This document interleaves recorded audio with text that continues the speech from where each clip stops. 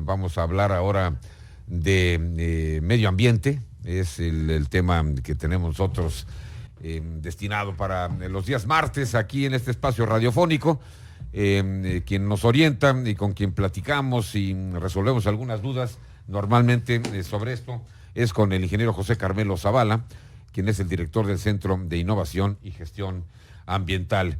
Carmelo, bienvenido, muy buenas tardes. Gracias, Fernando. Y no podemos ser ajenos al tema que estabas tratando, ¿eh? Creo que un aliado natural es la Canaco para esta divulgación, cierto, digamos, cierto. ¿no? La Canaco tiene, pues en toda la geografía de la ciudad, establecimientos, y entonces creo que son puntos importantes. Así es. Y lo acabamos de ofrecer aquí. Qué bien, ¿no? Perfecto, para abordar el tema en el que estaban, ¿no? Muy bien. Y fíjate que hablando de temas más optimistas que esto de migración, que es un tema muy, muy complejo, pero también hay digamos, migración empujada por temas ambientales, ¿no? Migrantes climáticos se le llama ahora, ¿no?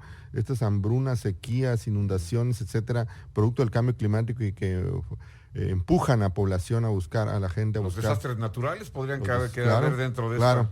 esto. Estos fenómenos meteorológicos extremos, Sí. le decimos ahora, que hacen que la gente tenga que buscar mejores oportunidades. Pero para hablar de temas, hoy quisiera compartir con nuestro público. Hace unas sesiones, lo tomamos con humor esto de que hay días para festejar cualquier cosa, ¿no? Y citamos Sí. el del aire limpio Sí. en los primeros días de septiembre. Y también diría que hay, hay para aves playeras, hay para limpieza marina, hay día del maíz, hay día del que quiera, sin carro, el 22 de septiembre sin carro, de salud ambiental es el 26 de septiembre, etcétera, etcétera. Pero acaba de pasar el de la capa de ozono, el sábado pasado, 16 de septiembre, para la protección de la capa de ozono. Y me gusta este tema porque es un tema en el que podemos abonar al optimismo, ¿no? Para pensar que podemos enfrentar retos como ese gigantesco. La mayor enemigo del ozono que descubrimos hace algún tiempo fue los clorofluorocarbonos, que se inventaron por los 30s, como un prodigio de la 1930. Perdón, hay que citar el 1900, porque si no, entonces aquí no, no somos del mismo siglo ya. Así es. 1930, y también como otros compuestos fue un compuesto prodigio en el sistema de la refrigeración. Nos dimos cuenta que causaba estos problemas en la capa de ozono. La capa de ozono es una delgadísima capa que nos protege de los rayos ultravioleta, y que nos empezamos a dar cuenta que se estaba haciendo un hoyo. No solamente por estos compuestos, se dan condiciones de bajas temperaturas y humedad, otras condiciones pues para que suceda este hoyo de ozono, principalmente en el cono sur, ¿no?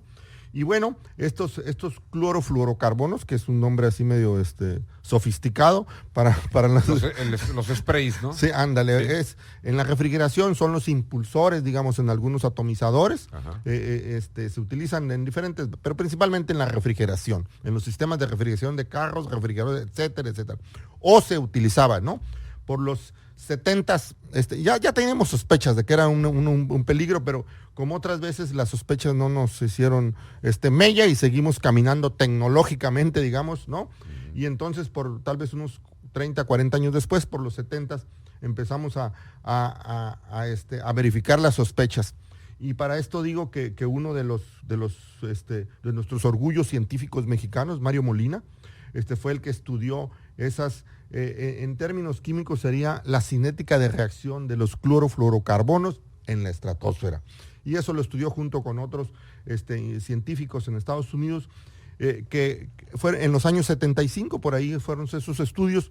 20 años después les dieron el Nobel a estos. Nosotros es el único Nobel en ciencia dura, digamos, que tenemos para un mexicano. 20 años después, pero en esos 20 años transcurrieron cosas extraordinarias, de las que el mundo o la especie podemos estar orgullosos, porque se pudieron poner de acuerdo científicos, sociedad, gobiernos, empresas, y para los años 80 y que hubo el 88 se firmó el Protocolo de Montreal, que entonces buscó que se dejaran de producir estos compuestos químicos que dañaban la capa de ozono, y se logró pues en una generación frenar esa producción. hemos tenido de estos clorofluorocarbonos, se modificó la tecnología de refrigeración del mundo, digamos, ¿no? Entonces es una cosa extraordinaria para un reto tan gigantesco, ¿no? Por eso creo que este caso puede abonar nuestro optimismo. Al final de cuentas, tendríamos que confesar también, con un poco de rubor, que también significó un gran negocio el cambio de tecnología para las empresas, parecidas de lo mismo, ¿no? Perdón, pero... Pues sí, fue una oportunidad, ¿no? Que alguien aprovechó como siempre. Es como ahora nos estamos cambiando de los combustibles fósiles a las energías limpias, pero los grandes inversores de la energía limpia, pues son los mismos que están, los mismos corporativos gigantes que están pues sí, en la energía. De repente los yacimientos de litio se volvieron codiciados. Es su giro, ¿no? Digamos, sí, que está en el giro, y entonces, bueno, así sucedió también en el caso de modificación de esta tecnología que evolucionó, de tal manera que aunque ha habido por hace unos 5 años, tal vez 5 o 6 años, algunos países se empezaron a volver a producir, pero fueron detectados por este observatorio internacional que está atento a eso. En algunos países de Asia empezaron a producirse otra vez, y pronto se puso la alerta de que se estaban produciendo otra vez estos compuestos. A final de cuentas, hoy empezamos hace de unos años para acá, empezamos a observar que el hoyo está cada vez más pequeño.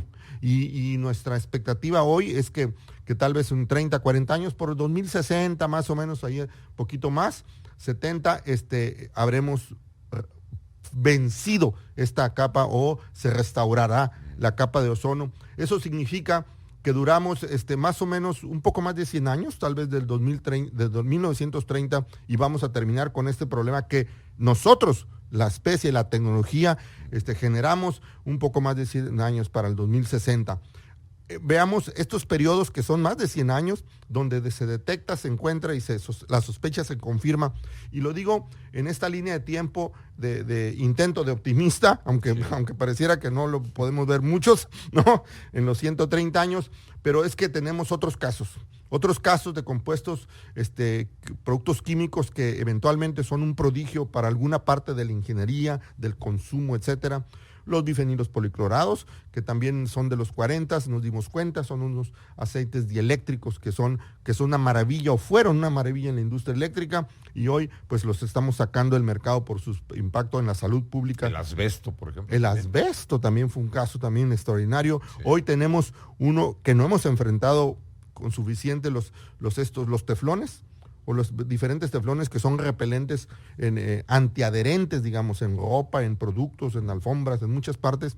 Los retardantes de flama, también tenemos otros en el menú de los productos químicos que inventamos. Tenemos otros que nos están alertando la sospecha, y creo que la sospecha, este principio de prevención o de precautoriedad, hace rato los escuchaba a ti, a Rodrigo, donde hablaban que la prevención hay que ponerle más a la prevención, pues nunca sale sobrando, ¿no? Sí. Hay que ponerle más a eso, y creo que es el caso también de estos productos que a veces sospechamos que... Quiere decir, Carmelo, que cuando se produce algún artículo novedoso o se utiliza algún elemento químico de nueva creación o de reciente descubrimiento, ¿no se hacen las pruebas suficientes para saber si, por ejemplo, dice algún elemento que se incluye en la ropa pudiera ser nocivo a la larga, después de que fue autorizado para la producción, por ejemplo, de la ropa? ¿Qué pasa en esos casos? ¿O no se hacen las pruebas suficientes? Fíjate o a veces se requiere de más tiempo para saber si... Yo creo que en algunos casos se requiere más tiempo, pero la otra es que abusamos del optimismo, ¿no? O dicen de qué lado está la carga de la prueba. O sea, tienes que demostrar que no hace daño, o tienes que demostrar que sí hace daño. Entonces, para demostrar que sí hace daño, puede tardar mucho tiempo. Puede ser una cuestión genética, puede ser una cuestión generacional, o de plano, o las pruebas que se demandan o que se hacen no son suficientes para demostrar su inocuidad. Y entonces depende en qué país estás, de la ley que permita que salgan al mercado, o si son productos alimenticios, o si son productos para medicamentos, ¿no? Hay países que tienen unos protocolos, la FDA, otros. El tema es el maíz transgénico, ¿no? El maíz transgénico, a ver, ¿dónde está la prueba? ¿Cómo puedes hacer una prueba si el maíz transgénico causa un problema de salud, en la salud humana? Pues pueden pasar generaciones para que te des cuenta, o las pruebas ser muy complicadas. Sí. El argumento de México para este caso, porque también hay Día del Maíz, es que somos centro de origen. El maíz. Centro de origen quiere decir que fue de la vida silvestre de una especie vegetal de la vida silvestre a ser domesticada para la agricultura. Y como somos centro de origen México, entonces debemos tener mucho más precauciones de que no se mezclen estas modificaciones de maíz genético con los maíces silvestres que tenemos. Entonces es una precaución extra que se debe tener. Desafortunadamente la fuerza y el mercado económico nos está pasando por encima, pero son argumentos que se tienen del lado mexicano para el caso de y hay otros, ¿no? Pero no siempre, insisto, con de qué lado está la carga de la prueba. Y lo podemos ver en los sistemas de justicia, Fernando. Tú demuestras que eres inocente o que eres culpable. ¿Y quién demuestra?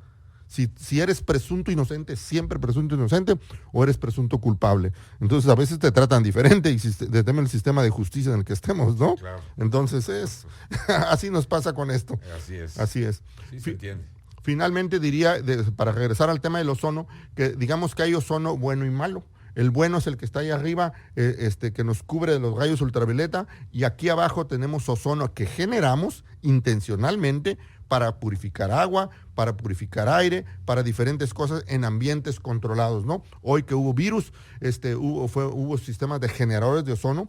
El generador de ozono puede ser solo una descarga eléctrica, pasa el aire, el oxígeno y se forma. El ozono es inestable, regresa rápidamente a ser oxígeno, es una reacción constante, permanente. Entonces se utilizó para desinfectar, digamos ahora con el virus, carros o cuartos o habitaciones, etcétera. Pones un generador de ozono y entonces esperas unos minutos. No hay que estar presente porque te causa problemas de salud en las vías respiratorias, el ozono, pero entonces se utiliza y se utilizó y se sigue utilizando el ozono como generador. El ozono tal vez la gente lo identifique más fácil con el aroma que sale a veces cerca de las fotocopiadoras. Hay un aroma característico, ¿no? Cuando la tinta. Cuando estás sacando copias, no, es la descarga eléctrica y que se genera el ozono y es un olor así, pues característico, decimos cuando no hayamos cómo más decirle, ¿no? Al ozono, ese es el ozono. Y también diría el ozono malo es un contaminante aquí al exterior en la calidad del aire de la ciudad que se genera de la combustión de los carros. Óxidos de nitrógeno, volátiles orgánicos, altas temperaturas. Ozono se genera como contaminante secundario y lo medimos, es un contaminante criterio en los que se miden, que se debería medir en la verificación vehicular, claro, en estaciones de calidad de aire, etcétera, etcétera, y entonces un contaminante al exterior que causa problemas respiratorios, irritación y asma, etcétera, ¿no? Problemas de salud.